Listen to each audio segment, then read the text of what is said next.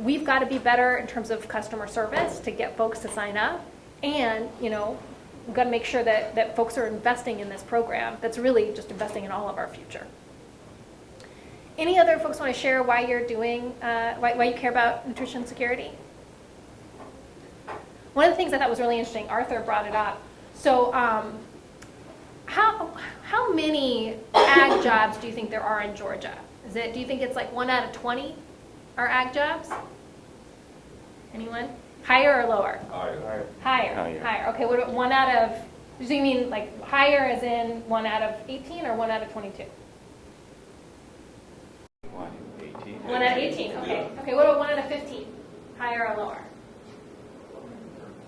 1 out of 13? Okay. Anyone think it's even more than that?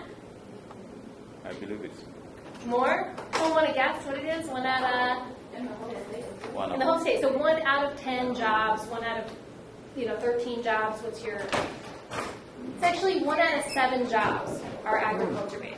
And that makes sense, right? Because you got peanuts, you got cotton, you got all sorts of agricultural products here in Georgia that the rest of the country relies on. Okay, now what percentage of Georgians do you think are food insecure? Do you think it's 1 out of 20? Higher or lower? Higher. 1 out of 15? Higher. It's 1 out of 9. So you've got 1 out of 7 Georgians working in agriculture and 1 out of 9 Georgians who are food insecure. What that says to me is that Georgia has the answer to that challenge, right? If we're investing in agriculture and we're investing in WIC and SNAP and programs to connect agriculture to people who need good, healthy foods, we can help solve that problem. But that means looking at our agricultural economy and making sure that we're growing the things that folks need. I'm going to do a little bit of a history lesson here, and I hope that it's not too boring. But it's going to be about a food agriculture system that started probably more than before any of us were born. Okay, so who was born before 1981? Yeah, okay. So for those of us who weren't, in 1981, USDA changed its farm policy. Before that, USDA funded to control supply, right? So farmers were being paid whether or not to produce so they could control that price. In the 1980s, they said, you know what, never mind. Produce as much as you can because the world is hungry, because we need that food. But by producing as much as you can, we're going to create markets overseas. We're going to create more commodities. Does anyone know what a commodity is? Commodity? Go ahead, yeah. It's like anything that you kind of buy and trade, right? Yeah. That's a great example of it. And in agriculture specifically, it's specific types of food, like corn and soybeans that you buy in bulk. And basically, what farmers say to me is if you have a commodity, if you grow a commodity like cotton, for example, you're a price taker. It's whatever the world market cost is that says it is. But if you grow a specialty crop like pecans, for example, or oranges, then you can have a more local market and you can charge a premium price. So all of your vegetables are specialty crops. Now, if you're producing as efficiently as possible, that ends up being a lot of commodities. And that's important because that's what feeds our world. But what we've seen is that as farmers have been asked to grow as much as possible, as efficiently as possible, what do you think happens to the small and mid-sized farmers? What was that? They fade away. They go out of business. Does anyone in their family have a farmer who ended up going out of business? I do. And what that does is it not only impacts that farm, and we've lost over 470,000 farms since 1981, but it also impacts rural communities where kids don't have a chance to stay home and farm. Rural hospitals close. Kids can't even be born in the home that they're from. And even rural main streets and other businesses throughout those communities close because there's no one living there anymore. Now, how is that connected to food insecurity? Anyone want to guess? Go ahead. I mean, with the population constantly growing, lives in farms and will also live with food to feed the growing population. Absolutely, absolutely. And it means we're growing less diverse types of crops. I mean, we all rely on corn and soy and those commodities, cotton, but we also need fruits and vegetables.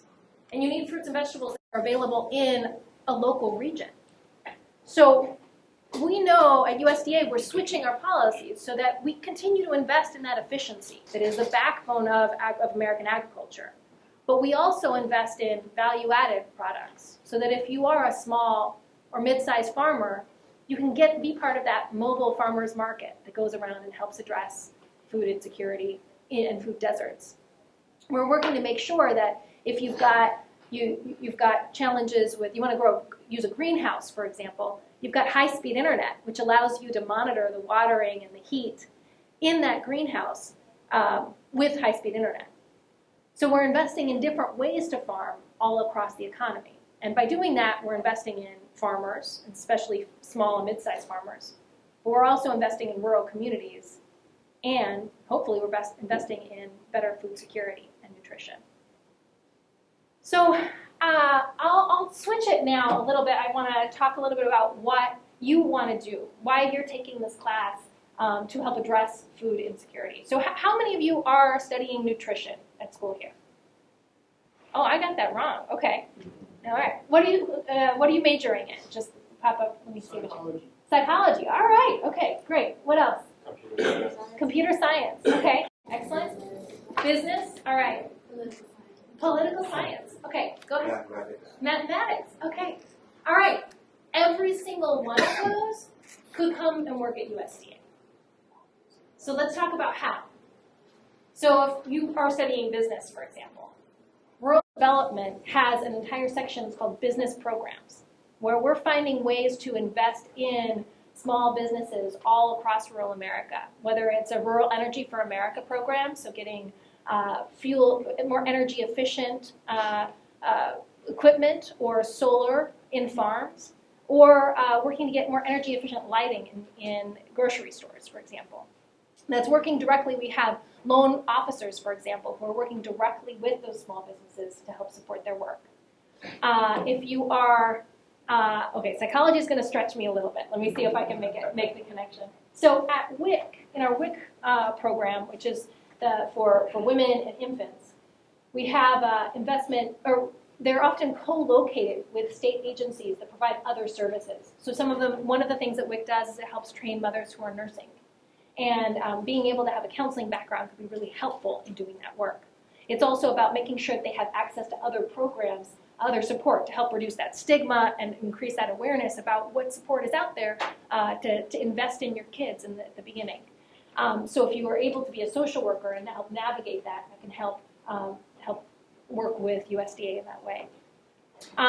Let's see, political science, did somebody say that? Am I inventing that one? There we go, political science. Okay, so you all met Arthur Tripp. He's the state executive director for the Farm Service Agency. Anyone know what the Farm Service Agency is? All right. Arthur, what is the Farm Service Agency? As a political science major myself, let me first by saying we're hiring and we're recruiting. And it's important to say this as well, y'all. We have about 64 offices in the state that are spread all across the state. We actually have interns, paid internships through our various offices. So it doesn't matter if you're from Albany or if you're from a different part of the state or a different part of the country. There is one of me in every state. And no matter where you're from, I'd be willing to bet on some of our offices are hiring. But what we do, we have two primary missions. One, we offer disaster assistance. So you think about agricultural producers or farmers who may be affected by wind, rain, hurricanes, drought. We have programs that we administer on behalf of the federal government that Congress passes. As the executive branch, we implement and execute those programs. In Georgia, we've obligated over $1 billion directly to producers in the state. So you want to talk about food security. If we don't have people producing food, it's a problem. One of the things we know is that food security is national security in many ways. And so if we don't have the opportunity to supply our food chains, if we don't have to supply our tables, we're going to be in trouble. So we need people to help us do that. On the other end of what we do, we administer different loans. So there was business majoring here, even psychology. We need people from all disciplines come to work with us. We already got over $100 million in the state of Georgia on an annual basis to ensure that our agricultural producers have loans for land, equipment, operating costs. So I'm from Metro Atlanta. I was not raised on a farm. I did not come from a farming background. But I had an opportunity to get into this line of business because I care about people. And I think like many of you all, I imagine you care about people as well. And so don't think, to the Deputy Secretary's point, just because you may not be from a farming background does not mean you cannot come work for the United States Department of Agriculture. We've got a good thing going. Great benefits, great salary, great opportunities. So if that's something you're interested in, please be sure to talk to our other State Director, Reggie, myself. I don't think Terrence is here. No. But take those paid internships seriously. Because once you get into the federal government, you have an opportunity to move around and move right. Thank you so much. So with that, go ahead. Yeah, absolutely. So my name is Reggie Taylor, and I am the State Director for Rural Development. So all of you are welcome to apply to RD. Apply to everybody. So apply to everybody. But so let me just, one of my staff members is here, who actually I know y'all not going to like this, is a Fort Valley graduate. But let me introduce y'all to Giles Zellner. Giles is on my team. He started out from Fort Valley and you know, pathway. He's one of our pathway intern students. That turned into a full-time career. So we bring you in as an intern. We nurture you. We teach you all the things that are professional about our agency, how to be a professional, how to do business, how to talk to customers. Customer service is largely important with us. So, Giles, you want to share your story just a little bit? So my name is Giles Zellner. Did anybody get a chance to meet me about 2 weeks ago? I came down That's to right. the We were fair. here at Career Day. So I know you seen me, but I don't know if any of y'all seen me. So I was basically telling everything the Deputy Secretary is saying, that you don't have to come from a farming background and you don't have to be majoring in agriculture just to work with the USDA. I came on in 2015. I graduated from Fort Valley State as an intern. They paid me as an intern. Regular federal salary. Yeah, regular federal salary. Paid about $35,000 just for an intern. And I worked as an intern for like 3 to 6 months, and I got hired on permanently. I've been with them for almost going on 9 years. I worked and started out in Fort Valley. I transferred out to Utah. I was out to Utah for like 2.5, almost 3 years, and I came back to Lamar County. And I had a great career with them, great benefits, great salaries.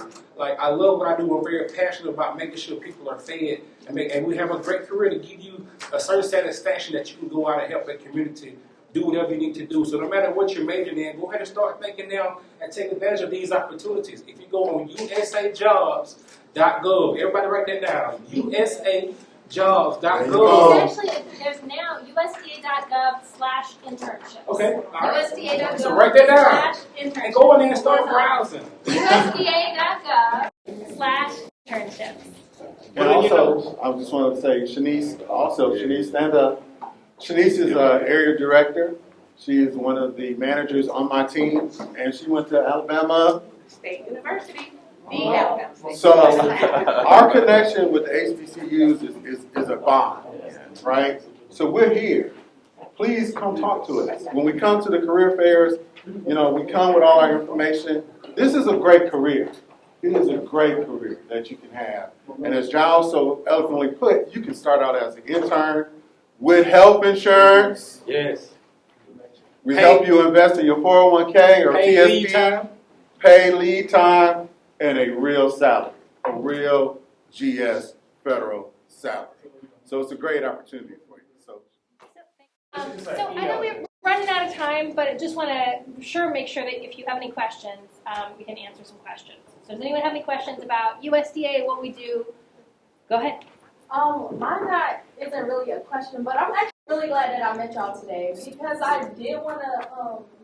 I've been trying to get in contact with someone about like the SNAP and WIC program because there is something in there that needs to be fixed. I was just on the phone with my mom literally yesterday, and she was telling me about how she has this friend, her friend and her 4-year-old son. They're both on disability. They get their kids, but they recently cut off her food stamps, and she doesn't work because she is disabled, and her son is too.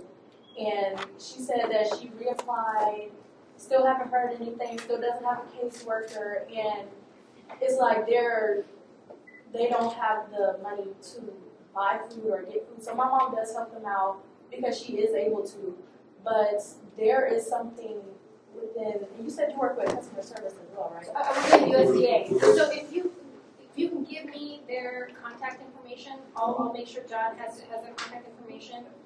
Because if you qualify for Medicaid, which sounds like you do, then you automatically qualify for SNAP. So we can work with it. One of the challenges is it's administered by the state. So even though it's federally funded, it's the state that administers it. But we can work to make sure that it's the right connection with the state and is getting the response back, right? That's what you're saying. Yeah. Absolutely. Thank you. Thank you. No, thank you. Go ahead. I have a question. So like I know like we have like a meal plan as like college students and all that, but at the same time like when the campus is like not open after like 8 and like we all need to buy groceries to make food and cook like that. Is there like anything for college students for like EBT, SNAP, stuff like that? That's a because really groceries are really expensive and I don't got a job. that is a really good point. So if you go to college, you can still qualify for SNAP. And so we can make sure and follow up with you. You have to be within a certain level of the federal poverty line. But if you're not working, there's a good chance that is. So we can certainly get that information for what is in Georgia. Because it's administered by the state, it's a different percentage everywhere. We can follow up with what it is for Georgia. It's a really good point. Because I mean, yeah, you're investing in your future. You're investing in your education. You know, folks want to invest in you as well. All right, go ahead. We'll do 1, 2, 3, and then we might wrap it up. You guys have careers that, let's say, here's technology and things like this. Could I do some work from my phone? Oh, that's interesting. Okay, so we have careers that are certainly in technology. We need that support. And let me just explain one place where, like, for example, why we need folks in technology. So every government agency has different programs where people are signing up for different things. So one of the things, for example, that FSA is working on is how to apply for a loan from a phone, right?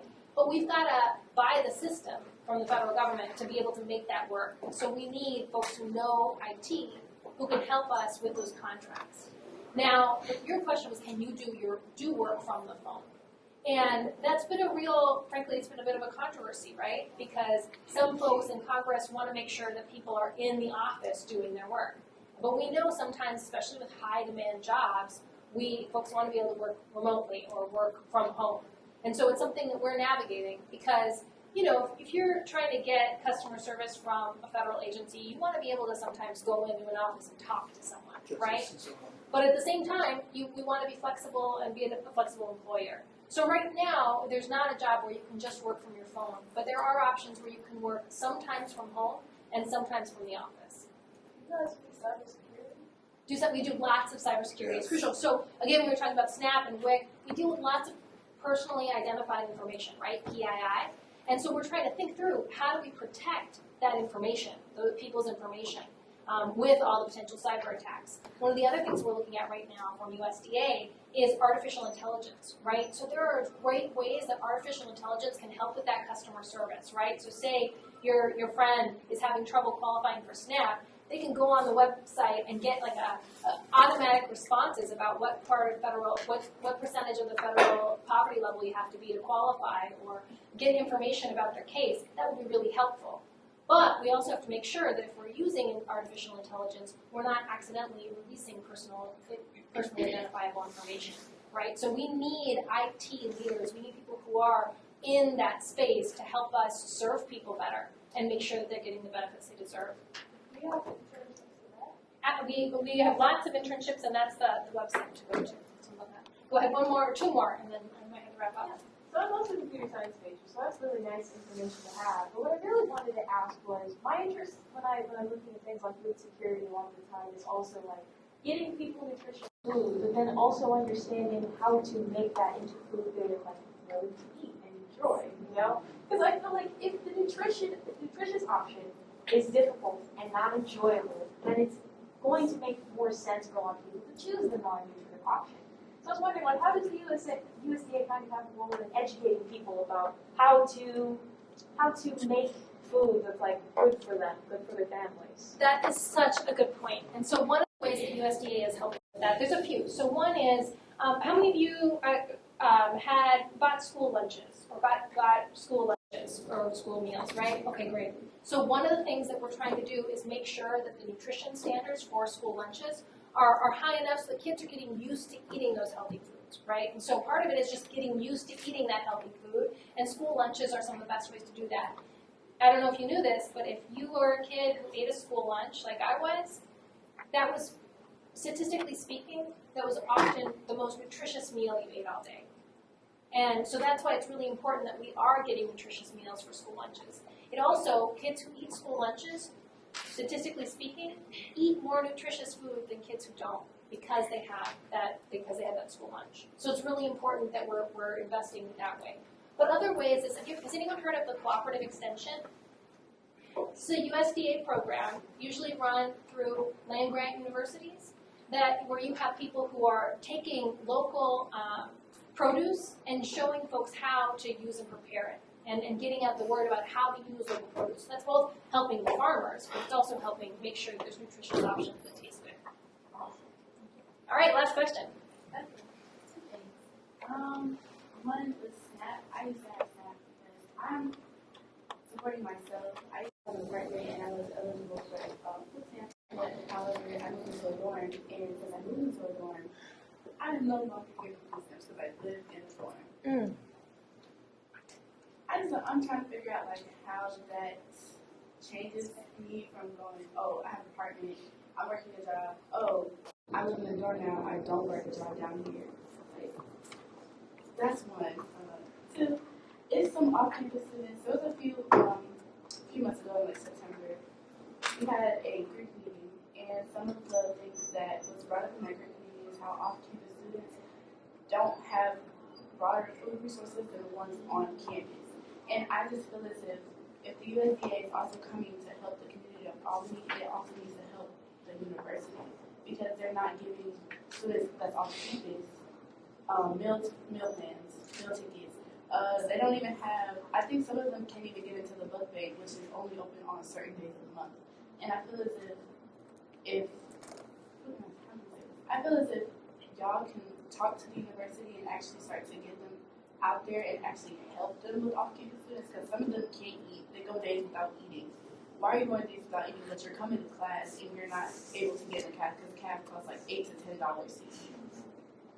Why are you paying $8 for lunch? That doesn't make sense to me if you're already paying the university so much money.